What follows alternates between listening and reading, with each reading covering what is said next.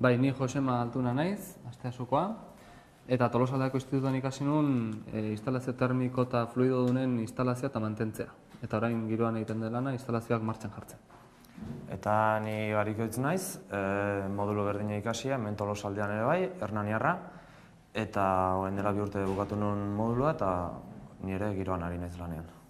Bueno, niri ziklo mugitua zelako iruditu zidan, atal asko ikutzen ditu, ez du ia sekula berdina egiten, beti dago zerbait berria egiteko edo ikasteko kasu honetan. Eta instalazioak beti daukate atalen bat harritzen zaituna eta ez zen geldik egotea, ofizinan geldik egotea etzan, da mugitua denez, interesantea iruditu zitzen. Zikloan jorratzen dugu pneumatika, hidraulika, elektrizitatea, jorratzen dugu hotza, jorratzen dugu berua, atal desberdinak jorratzen ditugu. Ne praktikak ordea pixka desberdinak izan ziren, nik koronan egin nituen praktikak, horrena astensoreak egite ditu eta bertan enpresan beraren mantenua, bai makinak edo bertako instalazioak mantentzen egiten nuen lan, praktikak bertan egin nituen. Nik egin ditut praktika giroan, klimatizatzeko instalakuntzak mantentzen, eta orduan ikasietenak eta praktikatan egin detenak erlazio erabatekoa dauka, azken finean ikutu ditut instalazio termikoak, ikutu ditut instalazio elektrikoak, hainbat instalazio desberdin ikutu ditutelako. Ni nago lanean giroan duela 5 urtetatik, eta printzipioz orain egiten duguna da instalazioak martxan jarri. Klimatizazioko instalazioak montatzen dianean, azkeneko frogak eta egin, eta instalazioa klientei entregatzeko, martxan jartzeko frogak egiten ditugu.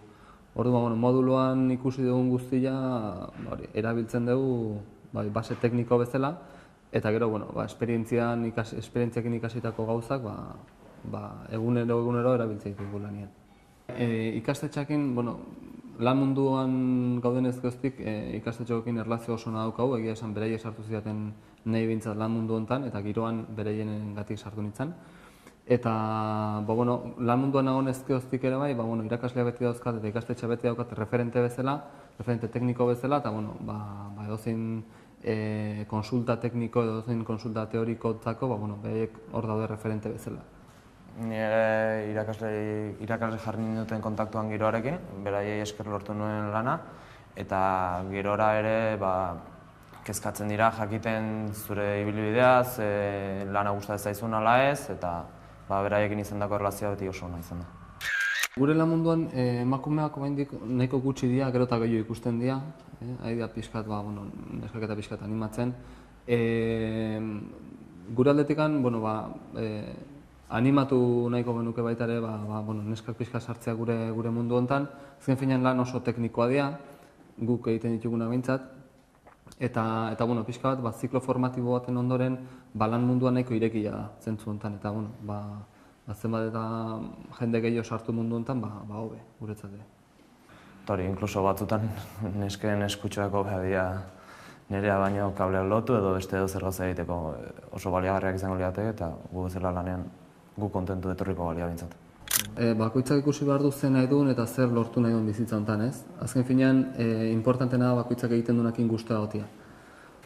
Ni behintzatera bat asmatu nuen ikasi nuenakin, nahi asko gustatzen zait lan mundu hau, eta ez dut esango unibertsitatean okerrago edo hobeto egongo nintzakenik, baina ni behintzat gustuago naiz eta lan mundu oso irekia jende asko dago. Ez da leku itxi bateko lana, ez da talde bat bakarrik ezautzen lana, ezautzen dituzu izugarrizko erlazio pila daukazu jende pila batekin. Eta, azken finean oso lan mundu polita da, eta ez da bat ere sakrifikatua zentzu askotan behintzat.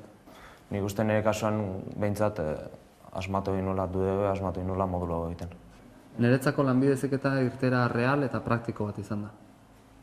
Niretzako irteera zuzen eta egokia izan da. Berak lortu du, orain zuk duzu hitza.